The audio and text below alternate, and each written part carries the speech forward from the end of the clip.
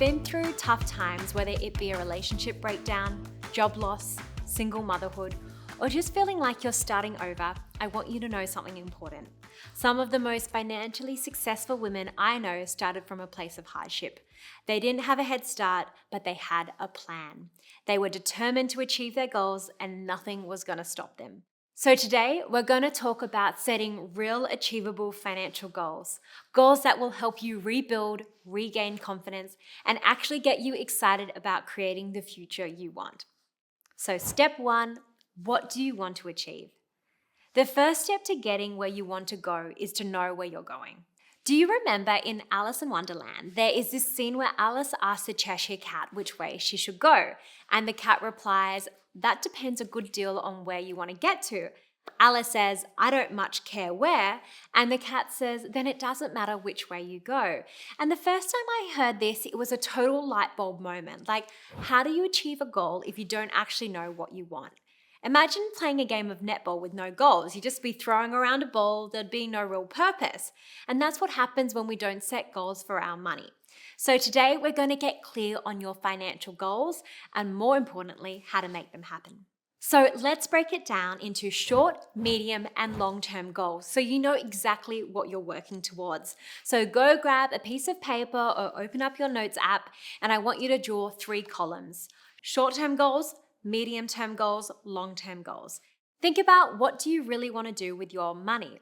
And when writing out your goals, we want to use the 3 Ds: the dollar amount, the deadline, and the details.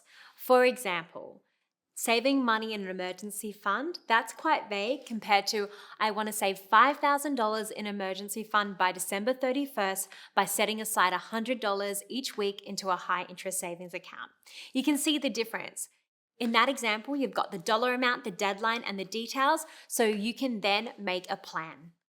And here's a bonus tip. You might want to also add your why. For example, your why is, I want $5,000 in an emergency fund so I never feel trapped in a bad situation, whether it's unexpected bills, a car repair, just knowing that I have financial security if life throws a curveball.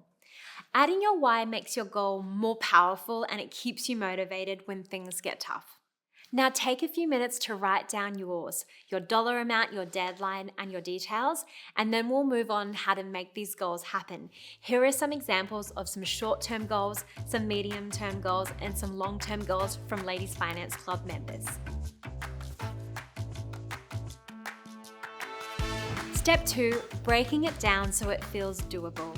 A big goal can feel overwhelming, like standing at the bottom of a mountain looking up. Think about it this way. If you're going to run a marathon, you wouldn't just show up on race day and start running the 42 kilometers, would you? You'd break it down. You'd start with small, shorter runs and build up your endurance, get the right gear, maybe even work with a coach. And that's exactly how we're going to approach big financial goals too. For example, if you want to buy a home in 3 years, we want to break that down step by step. So we want to work out how much you need for a deposit, figure out how much you need to save each month, automate savings into a separate account, research first home buyers or government schemes that are available, and improve your credit score, and then maybe speak to a mortgage broker or a home loan expert. See how that suddenly feels way more achievable? Now I want you to do this for each goal you've written out. Big goals become possible when we break them into small, actionable steps. Step 3, creating your vision board. Now that you've broken your goals down into actionable steps, let's make them feel more real and exciting, because goals just aren't about numbers, they're about the life you want to create. One of the most powerful ways to stay motivated is by creating a vision board.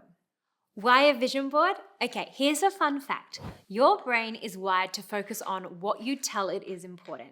Ever notice that as soon as you decide to buy a red car, you suddenly see red cars everywhere? That's called selective attention, and we can use it to our advantage. By regularly looking at your goals, your brain primes itself to find opportunities that will help you achieve them. What to put on your vision board?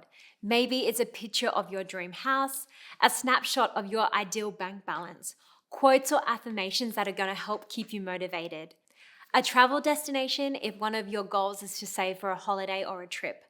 And whether it's a physical board or a Pinterest board, the point is the same. You see your future every day. Step 4, mindset and action, the difference between moving forward or staying stuck. So let's say there's two women, both recently divorced and both starting over financially. We've got Sarah, and Sarah believed she could become a homeowner herself. And the thing with our beliefs are they shape our actions and we act in accordance with what we think is possible. So she set a clear savings goal and worked towards it step by step. She spoke to the Westpac lending team and discovered she was eligible for the Family Home Guarantee, a scheme that helps single parents buy a home with just 2% deposit. She took action, cutting back on unnecessary spending, automating her savings, and upskilling to increase her income. Within 2 years, she bought her first home. As the property increased in value, she used the equity to purchase her second investment property. Sarah's belief was, I am capable of creating wealth. I know I might not know everything yet, but I can learn and I can take action. Emma, on the other hand, Emma felt like property ownership was just out of reach. She told herself, I'm never going to be able to afford a home on my own. So she kept waiting for the right time, waiting for a high salary, waiting for house prices to drop, waiting to feel ready. Because she believed property ownership wasn't possible for her, she took no action. 5 years later, she was still renting, watching prices rise, and regretting not starting sooner. Emma's belief was money is too hard and home ownership isn't for people like me. The biggest difference here was mindset and action. It wasn't their starting point, it wasn't their salary, it wasn't their circumstances. It was their mindset and the choices they made. Sarah believed home ownership was possible and she made it happen. Emma believed she couldn't afford a property and she stayed stuck in the same position. Our beliefs become our reality. If you believe you're capable of building wealth, you take the steps to make it happen. If you believe money is overwhelming and hard, you'll avoid it and stay stuck in the same position. Final actions. Write down one short, one medium, and one long-term goal and keep it simple. Make sure to include the 3 Ds, the dollar amount, the deadline, and the details. Automate one small financial habit. So it might be setting up a direct debit for your savings or renaming a bank account or scheduling in a monthly money check-in. And take one immediate step towards your biggest goal, whether it's opening up a savings account, booking a chat with Westpac, or transferring $5 into your OMG fund. Just start today.